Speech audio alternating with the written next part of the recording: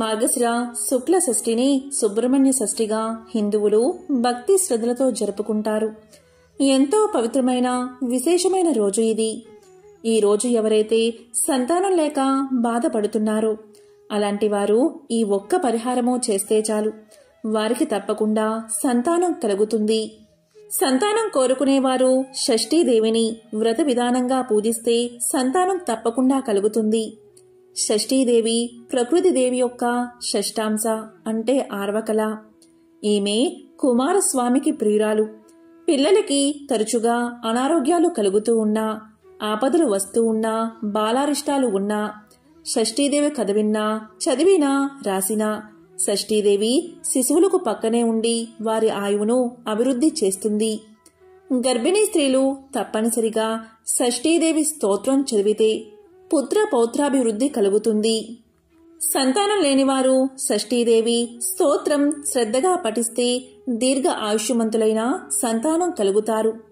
సృష్టిలోని చిన్న పిల్లలందరికీ జన్మనిచ్చిన తల్లే కాదు, కష్టాల నుంచి గట్టెక్కించి కాపాడే తల్లి మరొకటి ఉంది. ఆమె షష్ఠీదేవి. ఈ దేవతకు సంబంధించిన కథ దేవీ భాగవతం 9వ స్కందంలో వివరంగా కనిపిస్తుంది. మరి ఈరోజు ఈ ఒక్కటి జంతువుకి తినిపిస్తే చాలు, అంటే పిల్లికి తినిపిస్తే చాలు, ఆ అమ్మవారి అనుగ్రహం పరిపూర్ణంగా మీకు కలుగుతుంది. మరి ఏం తినిపించాలో ఇప్పుడు తెలుసుకుందాం. ముందుగా అమ్మవారికి సంబంధించిన ఒక విశేషమైన కథను ఇప్పుడు విందాం. ఈ కథ దేవీ భాగవతంలోనిది. పూర్వం స్వయంభూ మనువుకు ప్రియవ్రతుడు అని ఒక కుమారుడు జన్మించాడు. ప్రియవ్రతుడు పెరిగి పెద్దవాడయ్యాడు. కాని ఎందుకో ఆయనకు వివాహం మీదకు మనస్సు పోలేదు. నిరంతరం తపస్సుకి తన జీవితాన్ని అంకితం చేశాడు. అయితే బ్రహ్మదేవుడు కలగజేసుకుని గృహస్థాశ్రమ ప్రాముఖ్యాన్ని వివరించి ప్రియవ్రతుడికి మాలినీదేవి అనే కన్యతో వివాహం జరిపించాడు. అయితే ఆ దంపతులకు ఎంతకాలానికి సంతానం కలగలేదు.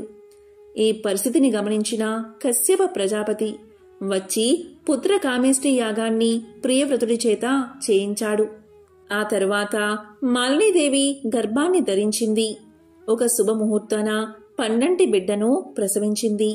కాని ఆ శిశువు మృత శిశువు. దాంతో ఆ దంపతులు ఎంతో బాధపడ్డారు. ప్రియవ్రతుడు మృత శిశువును తీసుకుని అడవిలోకి వెళ్లాడు. అక్కడ అతని దుఃఖానికి అంతులేదు. దారుణంగా విలపించాడు. అలా విలపిస్తూనే కూర్చున్నాడు తప్ప శిశువును ఖండం చేయడానికి పూనుకోలేదు. ఇంతలో ఒక దివ్య విమానం అక్కడకు వచ్చి ఆగింది. ఆ విమానంలో నుంచి తెల్లని వస్త్రాలతో పుష్పమాలికలతో ప్రకాశిస్తున్న ఒక దేవత అక్కడ నిలిచింది. ప్రియవ్రతుడు ఆమెను చూసి శిశువును కిందకు దించి లేచి నిల్చుని నమస్కారం చేశాడు. ఆమె ఎవరో, తన దగ్గరకు ఎందుకు రావాల్సి వచ్చిందో చెప్పమన్నాడు. అప్పుడు ఆ దేవి తన విషయాలంటినీ చెప్పింది. తాను ఆది పరాశక్తిలోని 6వ అంశనని తన వివరాలన్నీ చెప్పి శిశువును చేతిలోకి తీసుకుని ఒళ్ళు నిమిరింది. వెంటనే ఆ బాలుడు కిలకిలా నవ్వుతూ జీవం పోసుకుని కలకల్లాడాడు. పునర్జీవితుడైన ఆ పిల్లవాడు సూరతుడు అనే పేరుతో పెరిగి పెద్దవాడవుతాడని, ఎంతో యోగ్యుడిగా ఉంటాడని, గొప్ప కీర్తిని కూడా గడిస్తాడని షష్ఠీదేవి ప్రియవ్రతుడికి చెప్పింది. తాను పసిపిల్లలను నిరంతరం రక్షిస్తూ ఉంటానని, అయితే కర్మ విపాకం బలీయమని పూర్వజన్మలో చేసుకున్న కర్మం ప్రకారం ఎవరికైనా కష్టాలు రాసుంటే వాటిని తప్పించడం అంత సులభ సాధ్యం కాదు అని పలికింది. అలా కాక మరి ఏ ఇతర కారణాల చేతైనా శిశువులకు కష్టాలు కలిగితే వాటిని తాను తొలగిస్తానని చెప్పింది. ప్రియవ్రతుడు రోదిస్తూ ఉండడాన్ని, పక్కనే మృత శిశువు ఉండడాన్ని చూసి తాను తట్టుకోలేక అలా వచ్చానని చెప్పింది. ఆ తరువాత ఆమె ప్రియవ్రతుడికి తిరిగి బతికిన బిడ్డను ఇచ్చి అంతర్ధానమైనది. అప్పట్నుంచి ప్రతి నెల శుక్ల షష్ఠి నాడు, అందులోనూ భాద్రపద శుక్ల షష్ఠి నాడు ప్రియవ్రతుడు షష్ఠీదేవికి పూజలు జరిపించడం ప్రారంభించాడు. పురిటిల్లో 6వ రోజున, 11వ రోజున, అన్నప్రాసన రోజున ప్రతి శుభకార్యం సందర్భంలోనూ షష్ఠీదేవి పూజలు చేయడం ఆనాటి నుంచి మొదలైంది. సాల గ్రామంలోనో మంగళ కలశంలోనో వటవృక్షం మూలనో షష్ఠీదేవిని ఆవాహన చేసి పూజలు చేస్తారు. పుష్పాలతోనూ షోడశోపచారాలతోనూ పూజ చేసి నైవేద్యం పెడతారు. ఇలా పూజలు చేసిన వారి ఇంట శిశువులకు మంచి ఆరోగ్యమే కాక పెద్దవారికి కూడా సుఖభోగాలు ప్రాప్తిస్తూ ఉంటాయన్నది నమ్మకం. పిల్లలను తల్లిలా కాపాడే ఓ ప్రత్యేక దేవత షష్ఠీదేవి.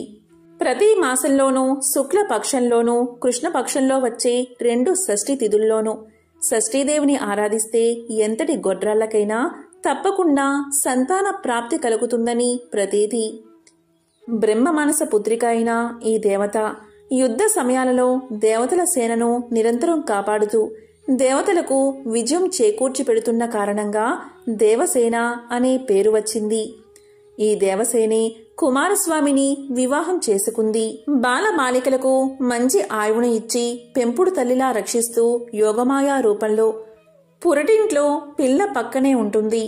పిల్లలకు అనారోగ్యం కలిగినప్పుడు తల్లిదండ్రులు ఈ దేవతను ఆర్తితో స్తుతిస్తే వారికి ఆరోగ్యాన్ని చేకూర్చి పెడుతుంది. ఈ షష్ఠి రోజున షష్ఠీదేవిని ఆరాధించడం వల్ల సుబ్రహ్మణ్యుడి విశేష అనుగ్రహం కలుగుతుంది. షష్ఠీదేవి యొక్క వాహనం పిల్లి. షష్ఠి తిథి నాడు పిల్లికి పాలు పోసి ఆ పాలు గనుక పిల్లి తాగితే షష్ఠీదేవి అనుగ్రహం కలిగినట్టే. షష్ఠీదేవి స్తోత్రం భక్తి శ్రద్ధలతో పఠిస్తే ఆమె అనుగ్రహం తప్పకుండా కలుగుతుంది. సుబ్రహ్మణ్య స్తోత్రాలైన భుజంగ స్తోత్రం, సుబ్రహ్మణ్య కవచం, 12 నామ స్తోత్రాలను ఈ సుబ్రహ్మణ్య షష్ఠి రోజు పఠించాలి. ముఖ్యంగా స్కంద షష్ఠి కవచం అనే మహామహిమాన్వితమైన స్తోత్రాన్ని పఠిస్తే చాలా మంచిది. లేదా స్కంద షష్ఠి కవచాన్ని విన్నా చాలు, ఆ సుబ్రహ్మణ్యుడి అనుగ్రహం తప్పకుండా కలుగుతుంది. ఇక ఈరోజు సుబ్రహ్మణ్యుడి ఆలయానికి వెళ్లి పిండి దీపారాధన చెయ్యండి. చలిమిడి పిండితో అంటే బియ్యపిండి, బెల్లం కలిపిన మిశ్రమంతో ఆవు నేతితో దీపారాధన చెయ్యండి. ఇంట్లో కూడా పిండి దీపాలు వెలిగించండి. బ్రాహ్మణుడికి, ముఖ్యంగా బ్రహ్మచారి అయిన బ్రాహ్మణుడికి మధ్యాహ్నం షడ్డసోపేతమైన పిండి వంటలు స్వయంగా చేసి తృప్తిగా వడ్డించి శక్తి మేరకు దక్షిణ తాంబూలాలు, ఎర్రని పంచ ఇచ్చి అతన్ని సుబ్రహ్మణ్యుడి స్వరూపంగా భావించి ఆశీర్వాదం తీసుకోండి. శక్తిని శరీర సాకారాన్ని బట్టి ఉపవాసం చేసి సాయంత్రం నక్షత్ర దర్శనం తర్వాత భోజనం చెయ్యండి. సుబ్రహ్మణ్య షష్ఠి రోజు తప్పకుండా సుబ్రహ్మణ్యుడికి షోడశోపచార పూజ చెయ్యండి. పిండి దీపారాధన చెయ్యండి. సుబ్రహ్మణ్య స్తోత్రాన్ని పఠించండి. అలాగే సుబ్రహ్మణ్యుడి కథలు వినండి. అంటే స్కందోత్పత్తి, సుబ్రహ్మణ్యుడి జననం, వల్లీ కళ్యాణం, దేవసేన కళ్యాణాన్ని తప్పనిసరిగా వినండి లేదా చదవండి. ఈ సుబ్రహ్మణ్య షష్ఠి రోజు ఉపవాసాన్ని పాటిస్తే చాలా మంచిది. ఈ రోజు ఆలయ దర్శనం ఎనలేని పుణ్య ఫలితాలను కలిగిస్తుంది.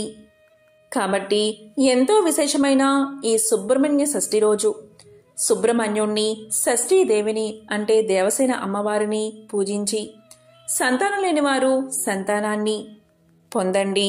ఓం కుమారస్వామినే నమః. ఓం శరవణ భవ.